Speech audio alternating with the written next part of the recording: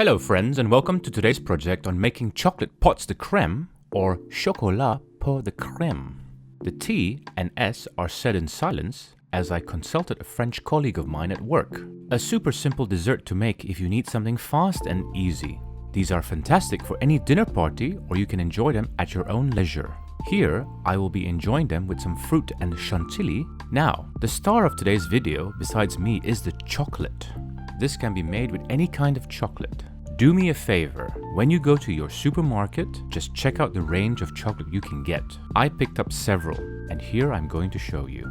At this point, don't worry about the brand. I have over here Green and Black's organic 70% cocoa with a level 9 for intensity. Next, Co-op's brand single origin 70% Peruvian cocoa. I would suggest getting it in the range of 70% if you really love that chocolate flavor. Or you could go in a little fun direction and get flavored chocolate. Here is Millionaire's Bar, which is milk chocolate infused with caramel, crunchy biscuit pieces and a hint of salt, also made with Peruvian cocoa. Or in a simple approach like this is going with 52% chocolate with sea salt.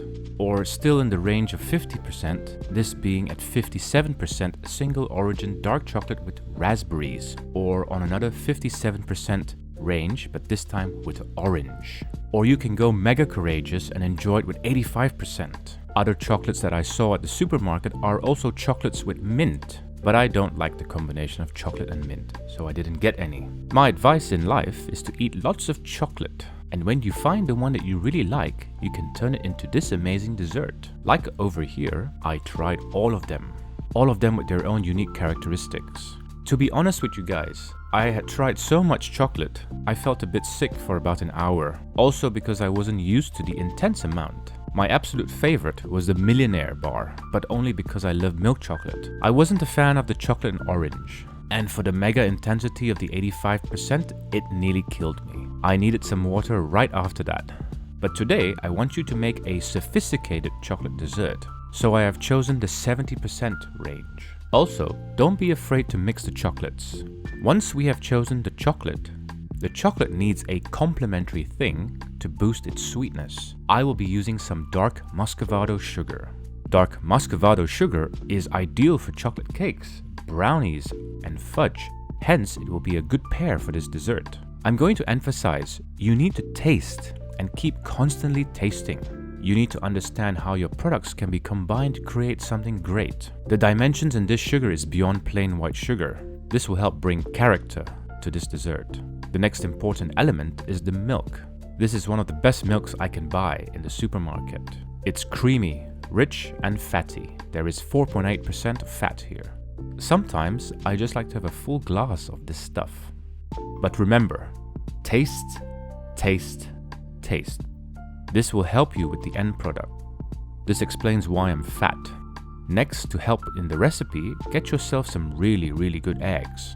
These eggs were not cheap because their yolks are rich with body and color. Great for making custard. Just look at that rich orange yolk. Remember what I said? Don't forget to keep tasting your ingredients. And here we go. Please don't do this. But seriously, don't taste raw yolk. But yes, it is important to understand your ingredients. Just rich in texture and firmness. I didn't say this dessert would be cheap, but I did say it would be great. And lastly, some good old-fashioned whipping cream with about 40% fat. For this recipe, get yourself a medium bowl and break your chosen chocolate into manageable pieces. You will need 300 grams. Set that aside for now. After that, in a medium mixing bowl, pour in 120 grams of dark Muscovado sugar. Then 6 egg yolks or 95 grams worth of egg yolks. Give that a good whisking. At this stage, you can add some vanilla bean paste to complement the chocolate, because who doesn't love vanilla and chocolate? Mix it some more and leave that to one side. Next, in a medium pot, pour in 600 grams of whipping cream, then followed by 200 grams of milk. Bring that over to the stove and boil the milk and cream mixture. Once the mixture has boiled, pour it in stages over the sugar and egg mixture. Pouring it in stages is to not shock the eggs too much. This will prevent it from overcooking from the direct heat from the milk and cream mixture. This process is called tempering. Once all of the milk and cream have been poured in, mix it well and bring it back over to the heat. We want to cook it gently, so keep the heat on low but still high enough to allow the temperature to rise. We are looking for a temperature of 82 degrees Celsius. This temperature will help in creating the perfect custard. I'm using a thermometer for this. If you don't have one, get one because this will help you in making it consistently again and again in the future. After it has reached 82 degrees, take it off the heat. Pour in all of the chocolate and using a hand blender, blend on low setting for a couple of minutes. This will ensure an emulsified product with a creamy consistency. My advice is, if you don't have a hand blender, is to also get one, because these are such a great bit of kit to have in your home. They really come in handy.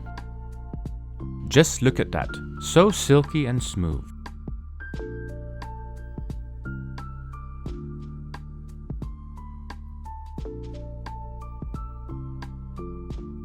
Also, for the next step, you will need some piping bags. If you don't have some piping bags, you can use a ladle or a jug or spoons or even a sauce dispenser. Fill up the bags and let's get to filling this luscious dessert. I have chosen this type of glassware, but you can set the chocolate in any type of dish.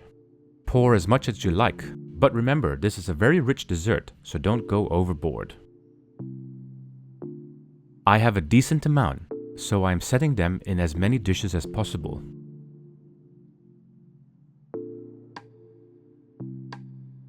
These small ramekins can serve as a mid-afternoon treat. If you want to get rid of the big bubbles on the surface, just use a blowtorch. Ah yes, a blowtorch, another great kitchen accessory I recommend getting. I'm not so bothered by the bubbles. You can hide the bubbles with some cocoa powder later when it comes time to decorate. Place them in your fridge for at least 3 to 4 hours to completely cool and set.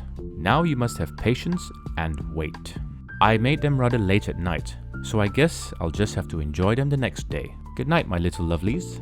The next day, take the dessert out of the fridge for at least 30 minutes before to climatize. So, before we dig in, let's prepare some of the accompaniment for this dessert. I'm going to make simple Chantilly, some double cream, some icing sugar, and a dollop of vanilla bean paste. Start whisking away.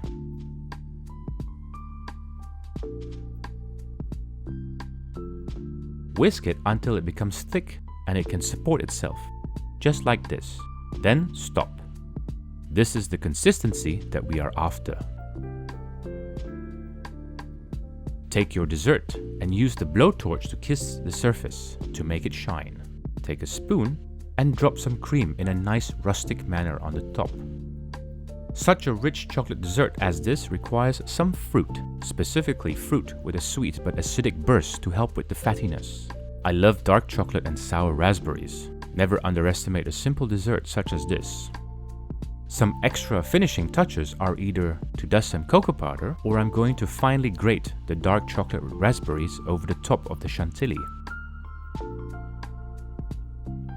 Here is another classic approach. A small piece of fresh mint to finish off this dessert.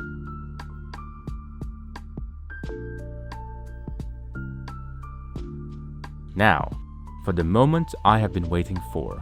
By the way, as I had said earlier, I'm not a fan of mint and chocolate, but you can do whatever you want with yours. I did this just as an example. I'm almost intimidated by it because I can already imagine the richness of this bite. Remember, this little guy was sitting outside for the fridge for at least 30 minutes, so it cuts beautifully. That right there is so smooth and complementary, as all of the elements are in harmony. The bitterness of the velvet chocolate, the sweet Chantilly, and the refreshing but sour burst of the raspberry. You need to try this. At this point, I'm just using my tongue to enjoy and move around the flavors in my mouth. This dessert definitely gives me a sense of calm. Essentially, your warm mouth and tongue will help you enjoy the chocolate at its optimum best. I will be honest with you guys. I had 2 bowls at that very moment. Well, guys, there you have it. Chocolate pots de crème, or chocolat pot de crème. I truly enjoyed your company while I enjoyed eating this dessert. Please let me know which chocolate you would make this dessert with, and in the meantime, it was great seeing you, and bye for now.